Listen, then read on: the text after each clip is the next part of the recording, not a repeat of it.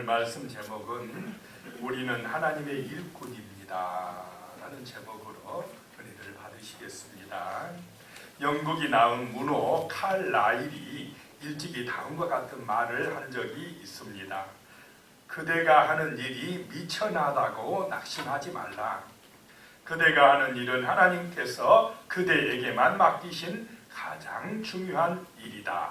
집안을 정리하는 단순한 일일지라도 마음 먹고 그 일을 잘하라. 만일 그대의 책임의 범위가 넓어지고 관계되는 일이 많으면 더욱 그리하여야 할 것이라 라고 말했습니다. 올 한 해 우리는 날마다 먹든지 마시든지 무엇을 하든지 다 하나님의 영광을 위하여 하시는 성도의 삶이 되시기를 소망합니다. 하나님의 사람이 하는 일은 하찮은 것이 없다라고 하는 것입니다. 그래서 오늘 교회에 나오셔서 예배드리는 이 일이 하나님의 일이고 정말 하나님께 영광 돌리는 소중한 일이다라고 하는 것입니다. 또 집에 가셔서 우리가 밥을 하시든 설거지를 하시든 또 일을 하시든 하나님의 일꾼으로서 하나님의 사람으로서 하시기를 축복합니다. 그래야 하나님의 일이 되는 것입니다.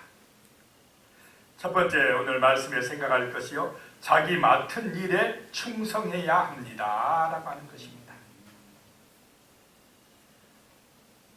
오늘 내게 맡겨진 그 일에 최선을 다하자라고 하는 것입니다. 지금 하는 일에 최선을 다하자는 것입니다. 1절 말씀에 보면요, 모세가 그의 장인 미디안 제사장 이드로의 양떼를 치더니 그 떼를 광야 서쪽으로 인도하여 하나님의 산 호렙에 이르매 그랬습니다. 모세가 그의 장인 미디안 제사장 이드로의 양떼를 치고 있었습니다. 사람들이 거의 없는 광야에서 양을 치는 일은 내세울 것도 별로 없고 아주 평범한 일입니다. 더군다나 그가 치는 양도 자기의 것이 아니었습니다. 장인의 집에서 처가살이 하는 신세였습니다. 자, 내 것도 아닌데 열심히 하겠습니까? 열심히 하시기 바랍니다. 왜냐? 나는 하나님의 사람이니까. 나는 하나님의 일꾼이니까.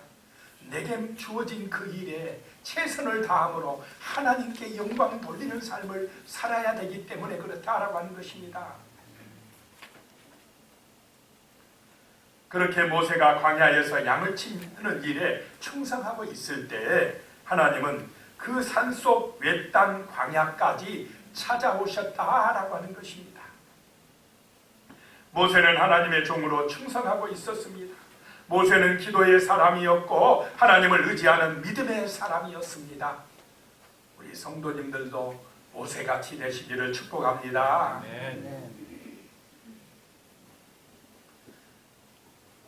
이런 모세의 신실함과 충성됨이 우리에게 있어야 됩니다.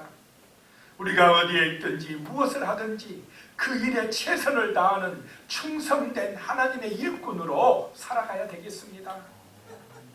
남들이 알아주는 인기 있는 일이 아니어도 하나님께서 맡겨주신 내가 맡은 그 일에 최선을 다하는 그런 성도가 되어야겠습니다. 참으로 하나님을 믿는 사람들이 하는 그 일은 하나님의 일인 줄로 믿습니다. 소중한 일이다라고 하는 것입니다. 양을 치는 일도 하나님의 일이 되는 것입니다. 그 사람들이 별로 없는 그 외딴 광야 빈들판에서 양들이나 치는 그 모세의 일도 하나님의 거룩한 일이 되어진다라고 하는 것입니다.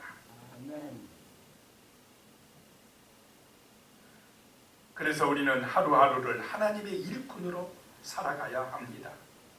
성도는 돈을 쫓아가는 만몬의 노예로 살아가면 안 됩니다. 돈이 우리의 주인이 되면 안 된다 이 말입니다. 하나님이 우리의 주인 되는 삶을 사시기 바랍니다. 아멘.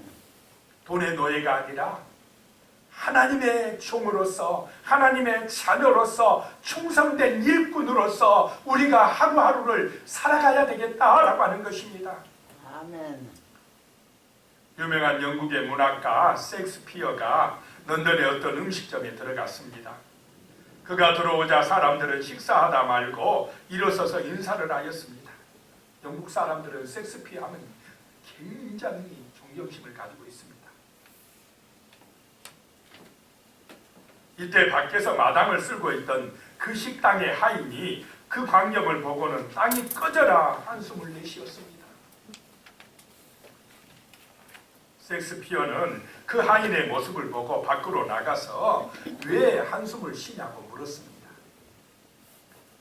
그랬더니 하는 말이, 똑같이 사람으로 태어났는데 당신은 이렇게 사람들에게 존경받는데 나는 식당 마당이라 쓸고 있는 신세이니 내 자신이 가엾어서 한숨 쉬었어 그랬답니다. 그러자 이 셰익스피어는 이렇게 위로를 하였습니다. 친구여, 당신은 식당의 마당을 쓰는 것이 아닙니다. 하나님께서 지으신 지구의 한 모퉁이를 쓰는 것입니다. 그랬답니다.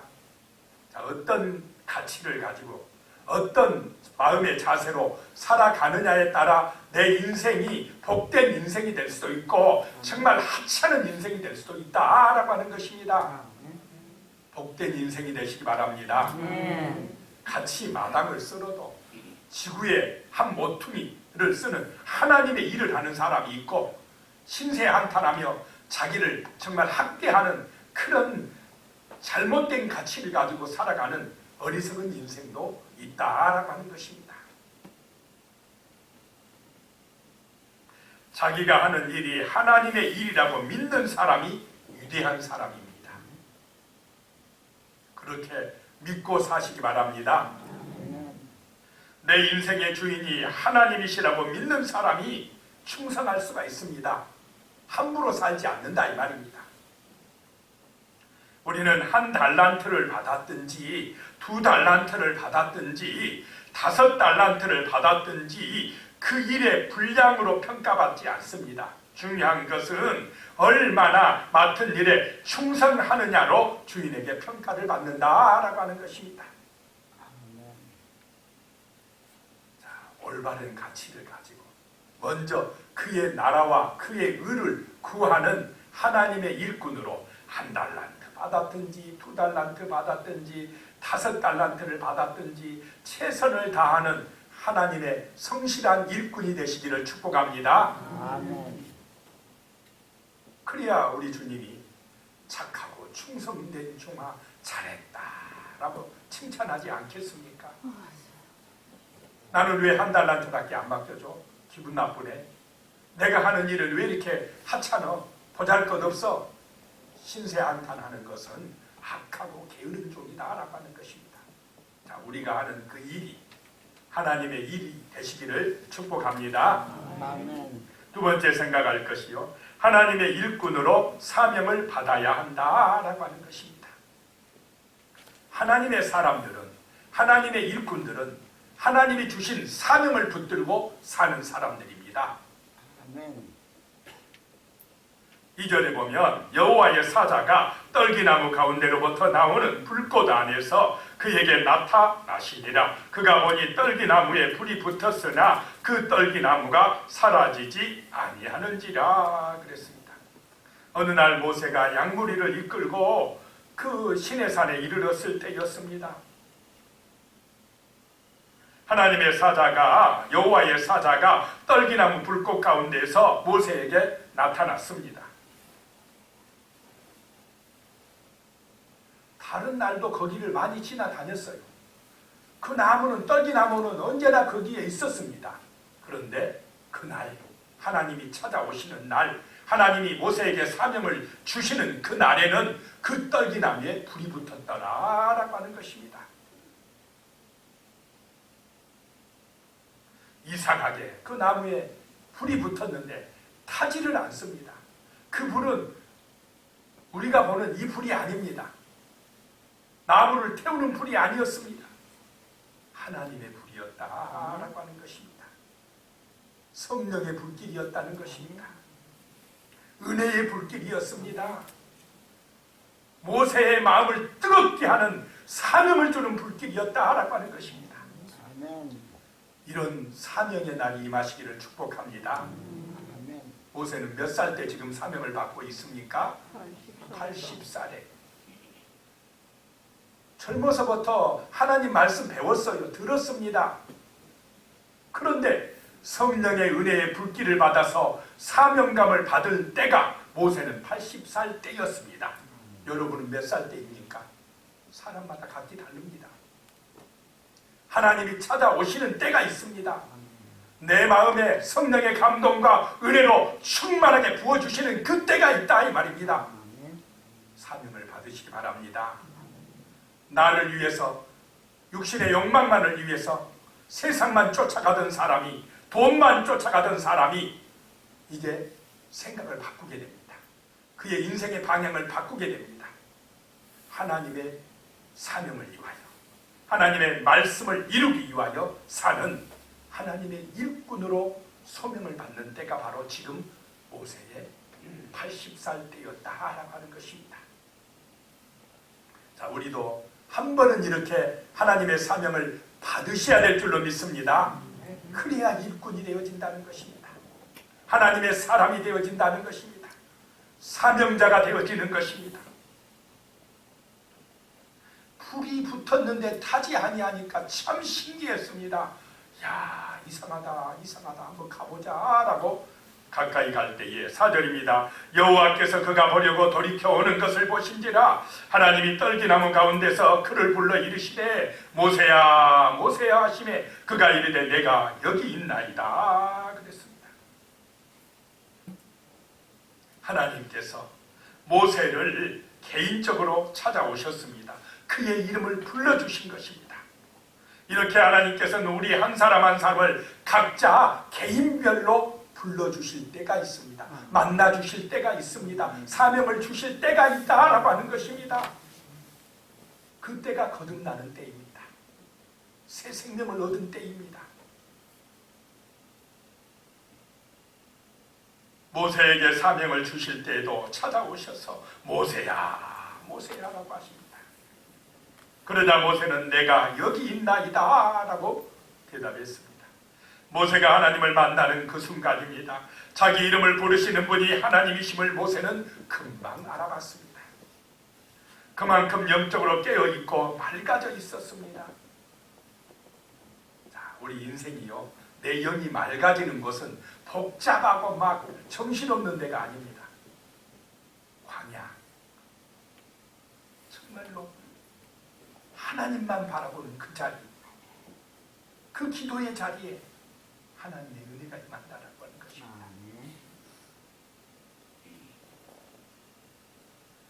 모세는 겸손히 그의 부르심에 응답해서 내가 여기 있나이다 라고 했습니다.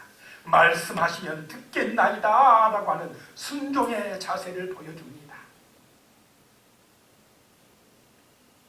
우리에게도 이런 자세가 필요합니다. 하나님께서 나를 부르실 때는 잘 듣고 순종할 자세가 되어 있어야 됩니다. 이론적으로 알던 하나님이 실제적으로 만나진 것입니다.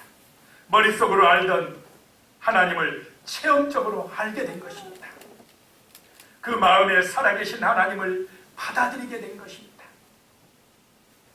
5절 말씀에 보면요, 하나님이 이르시되 이리로 가까이 오지 말라 내가 선 곳은 거룩한 땅이니 내 발에서 신을 벗으라 라고 말씀합니다. 자, 모세가 선 땅, 그 떨기나무 불꽃 앞이 거룩한 땅이다 라고 하는 것입니다. 왜 거룩한 땅이 되십니까? 하나님이 나타나셨기 때문에, 하나님이 모세를 만나 주셨기 때문에, 찾아오셨기 때문에 거기는 거룩한 땅이 되어버리는 것입니다. 그러므로 내 발에서 신발을 벗으라 라고 하는 것입니다. 신발은 땅을 디디고 다녀서 더러워진 것입니다. 우리도 방에 들어갈 때는 신발을 벗고 들어가는 것입니다. 하나님이 임재하실 때는 신발을 벗어야 됩니다. 이 신발은 모세의 모든 행위를 가리킵니다. 사람은 무슨 일을 행할 때마다 범죄하여 더러워집니다. 그 모든 사람의 행위는 신발과 같다라고 하는 것입니다. 여호수아 5장 15절 말씀에 보면요, 여호와의 군대의 대장이 여호수아에게 이르되 내 발에서 신을 벗으라 내가 선 곳은 거룩하니라 하니 여호수아가 그대로 행하니라 라는 말씀이 있습니다. 이제 요단강을 건넌 여호수아와 함께하는 이스라엘 백성들이 여리고 성이라고 하는 큰 그 문제 앞에 부딪혔을 때에 하나님의 군대 장관이 나타나가지고 여호수아야 내 신발을 벗으라 내가 선 곳은 거룩한 땅이다 라고 이야기했습니다. 자, 여리고 성 앞이 왜 거룩한 땅이 되어버렸습니까? 하나님이 찾아오셨기 때문에, 하나님이 함께 하셨기 때문에. 그러면 그 여리고 성을 무너뜨리시는 분이 누구라는 것입니까? 하나님이시다라고 하는 것입니다. 여호수아야 너희의 힘으로 저 여리고 성이 무너지는 것이 아니라 하나님의 능력으로 무너진다는 것을 보여주시는 것인 줄로 믿으시기 바랍니다. 그래서 내 신발 벗으라 이 말은 내 능력 갖고 되는 것이 아님을 알라 이 말입니다. 내 경험이나 내 지혜나 내 지식이나 뭐 너 가진 거 그거 갖고 되는 것이 아님을 알라라고 하는 것입니다. 자, 우리가 구원받는 것, 거룩한 백성이 되는 것, 의로워지는 것, 내 힘으로 되어지는 것입니까? 세상을 이기는 힘이 내 능력, 내 지혜 가지고 되는 것입니까? 됩니다. 하나님의 은혜로 된다. 아멘. 내 신발 벗어라고 하는 것입니다. 하나님이 임하실 때, 찾아오실 때에 거기는 거룩한 땅이 되니 내 옛사람을 벗어버려라고 하는 것입니다.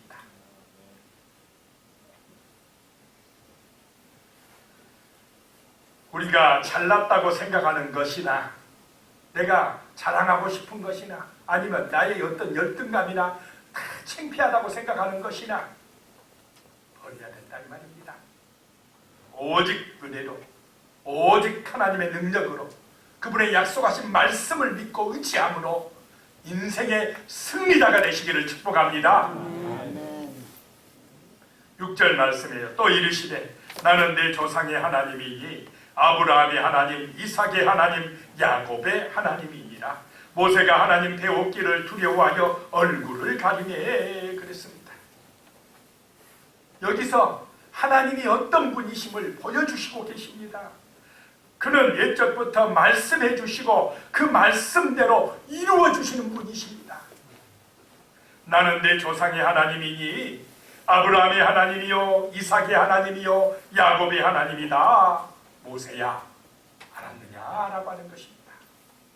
나는 내 조상들과 언약을 맺은 하나님이다 이 말씀입니다. 내 조상들에게 말씀을 주신, 약속을 주신 하나님이시다라고 하는 것입니다.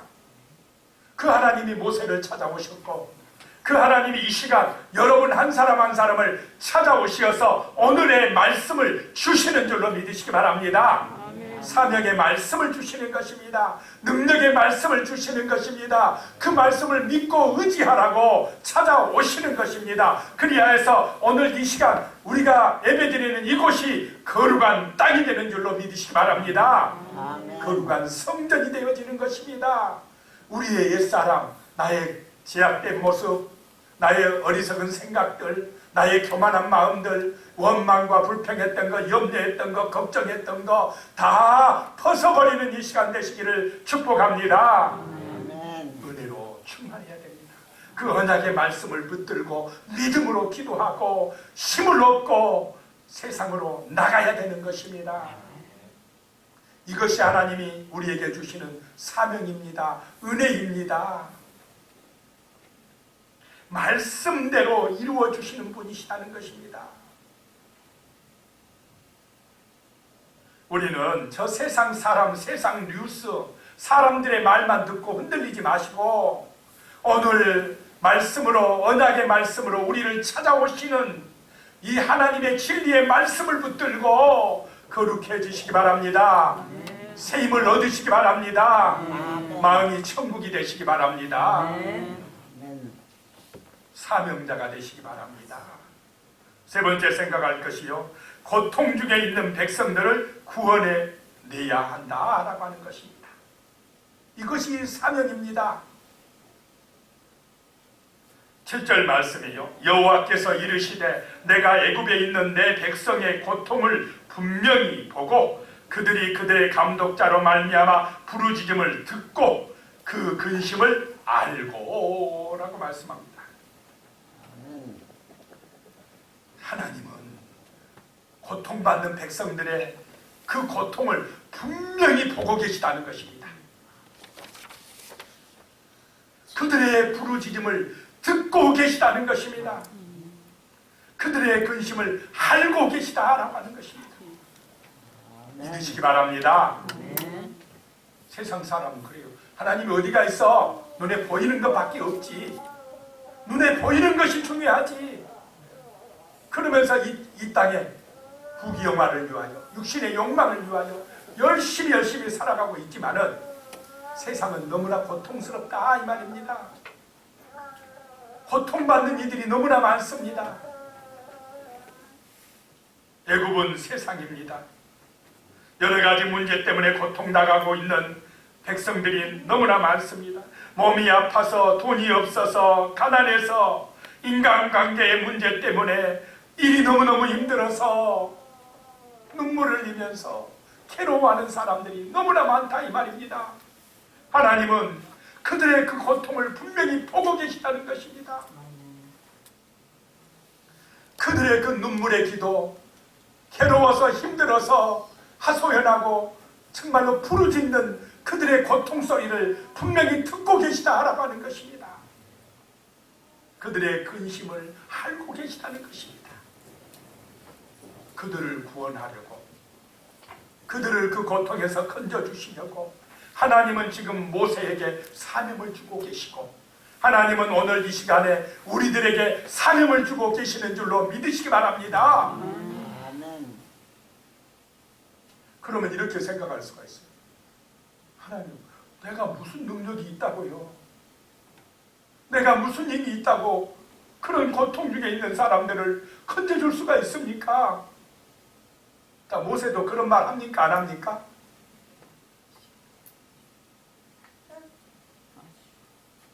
내 나이가 몇 살인데요, 하나님? 모세의 나이가 몇 살입니까? 80살입니다. 모세는 80살에 사명을 받았어요. 그래가지고 몇 살까지 충성합니까? 120살. 우리 김순희 권사님도 120살 되려면 아직 멀었습니다. 오래오래 사셔야 됩니다. 네. 모세처럼 80살에 사명 받아가지고 40년을 봉사하는 그런 하나님의 일꾼이 되었다라고 하는 것입니다. 어쨌든 우리는 120살까지 사시기를 예수님의 이름으로 축복합니다. 아멘. 세게 하시기 바랍니다.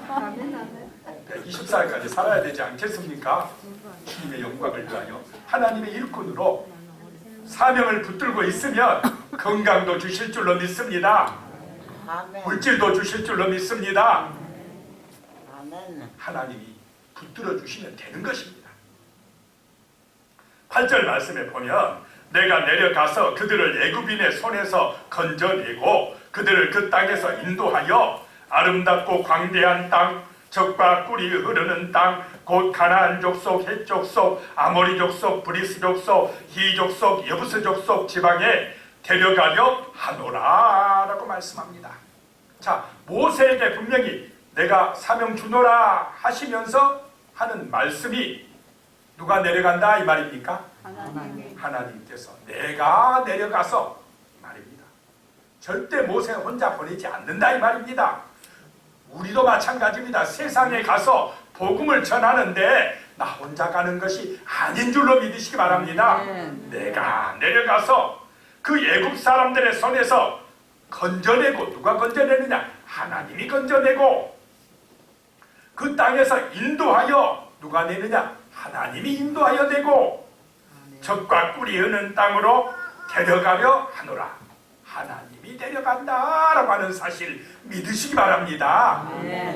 그래서 하나님을 믿고 내 마음에 인정하고 주권을 믿고 살아가면 바로의 권세가 무섭지 않습니다. 세상에 그런 이 가나안 땅에 있는 7 족속이 두렵지가 않아요. 여리고성 문제가 될 게 없습니다. 문제는 내 능력 갖고 하려니까 문제입니다. 내가 주인되어 세상을 이겨보려 하니까 무너지는 것입니다. 믿음으로 사시기 바랍니다. 이 언약의 말씀을 붙들고 기도하시기 바랍니다. 성령의 능력 받아서 나가면 하나님이 역사해 주십니다. 9절입니다. 이제 가라. 이스라엘 자손의 부르짖음이 내게 달하고 애굽 사람이 그들을 괴롭히는 학대도 내가 보았으니. 그렇습니다. 이제 오세야 가거라. 10절에 보면 이제 내가 너를 바로에게 보내어 너에게 내 백성 이스라엘 자손을 애굽에서 인도하여 내게 하리라 라고 말씀합니다. 자, 누가 보내고 있습니까? 하나님이. 누구에게 보냅니까? 바로에게 보내어란 말이 히브리어로 살라흐란 말입니다. 살라흐는 무엇이냐? 하나님의 화살이라 라고 하는 것입니다. 모세는 누구의 화살입니까? 하나님의 화살입니다.